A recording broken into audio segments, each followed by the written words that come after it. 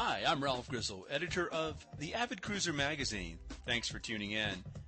Last weekend, the Avid Cruiser was among the first to set foot on Norwegian Cruise Line's newest ship. The name of that ship is the Norwegian Pearl, and she's the 9th big new ship in NCL's growing fleet.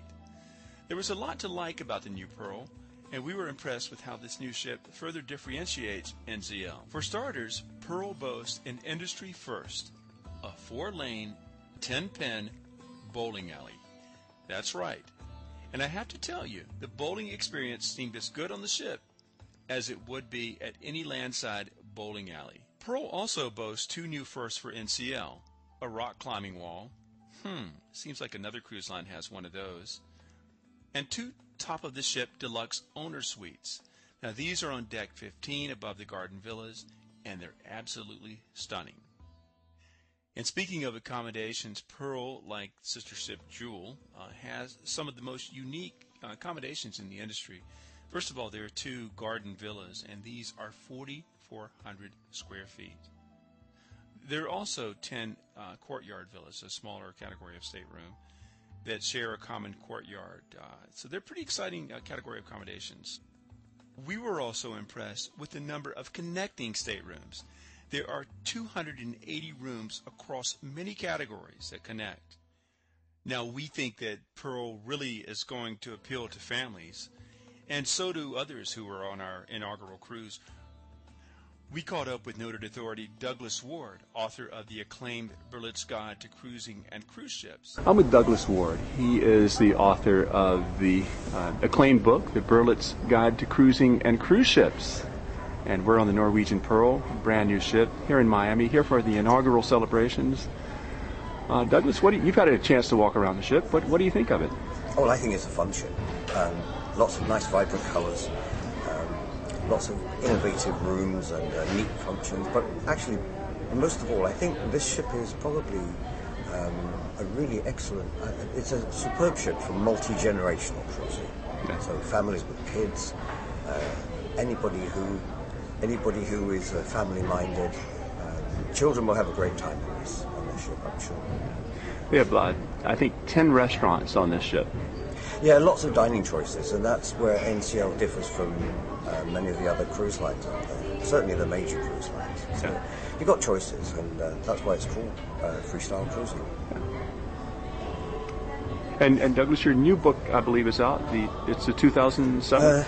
2007 edition, which is now its 22nd year of publication. I started the book in 1985. So yes, it's out in the US and the UK and many other markets.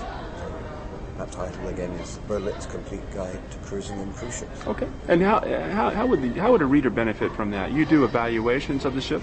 Yes, we do very in-depth evaluations, rating about 400 separate items, and then we try to make it nice and user-friendly.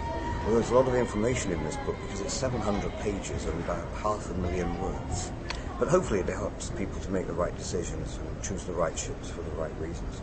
Well, I can certainly tell you it's definitely on my desk. I use it as a reference quite a lot. Oh, that's nice to hear. And I try not to plagiarize too much. Very good. Okay. Thanks, Doug. Pearl's going to be sailing some great new itineraries. They beginning in January, they have a 5- and 9-day Western and Southern Caribbean schedule. Now, the 9-day is interesting because it allows you to do a Southern Caribbean itinerary that would normally you'd need to take a 2-week vacation to do this, and they managed to do this in 9 days.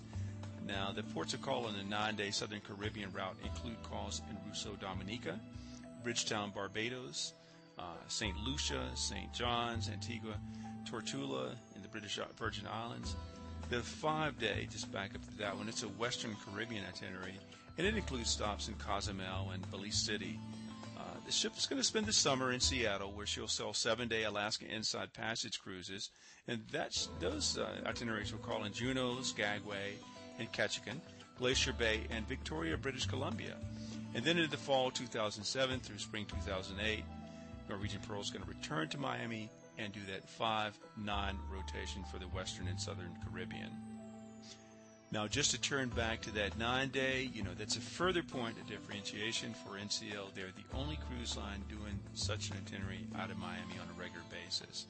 And speaking of itineraries, there was one big announcement last week.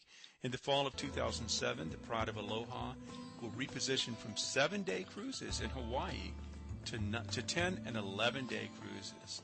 And there's going to be 10 and 11-day inter-Hawaiian island itineraries that are going to allow you to spend more time in the Hawaiian Isles.